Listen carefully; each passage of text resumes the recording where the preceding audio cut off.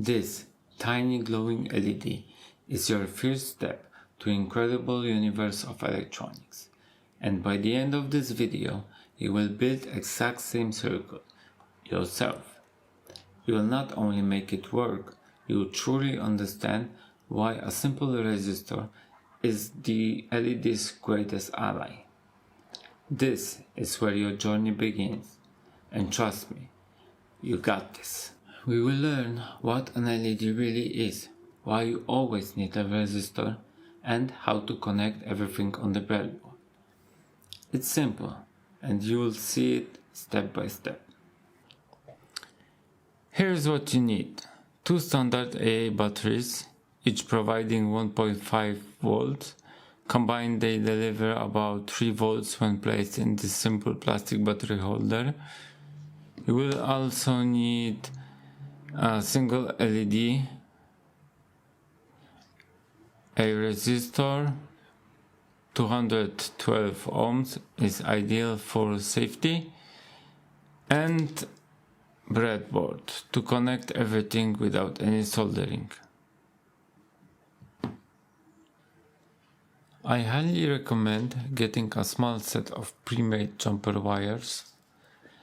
They perfectly size for breadboards, save your valuable time, and make your circuit look much cleaner and more professional than cutting your own wires. An LED is a light-emitting diode. It allows current to flow in only one direction and emits light when it does. It has 2 legs.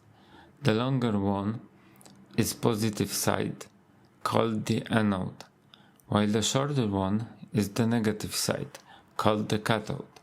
If you reverse it, it simply won't light up. Here's the catch. LEDs don't limit their own current. If you connect one directly to a battery, it will draw too much current and burn out. That's why we add resistor. It keeps the current at safe level, usually around 10 milliamps for a small LED. This is a breadboard. Inside, rows of hidden metal strips connect groups of 5 holes together. The long side rails, usually marked plus and minus, are for power. It's a reusable way to build circuit without any soldering. I also recommend getting a modular breadboard like this one. The side power rails can be detached and multiple breadboards can be connected together. Plus, it has adhesive backing, so you can easily stick it onto a desk or project box. Let's put it all together. First we will place LED. Longer leg, positive side, we will place on the left side on the breadboard, and shorter leg on the right side of the breadboard, like this.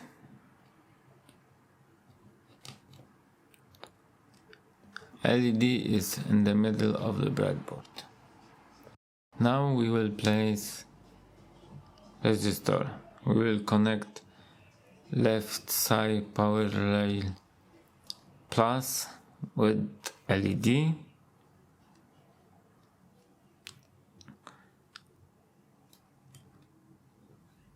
Like this. And now I will use a jumper wire like this, and I will connect right side minus power rail with LED like this. And final step, we will connect batteries with our circuit.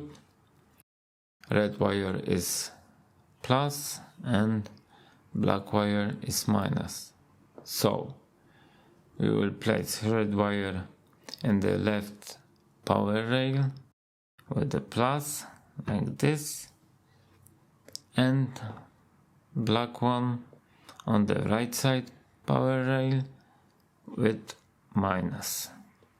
And there it is, your very first working circuit, powered by AA batteries. The resistor keeps LED safe, and the breadboard makes it simple to connect. So, now you know how to power an LED safely. In the next video, we will add switch so you can control it. You will also learn what the strange markings on switches like SPST and SPDT actually means. See you there!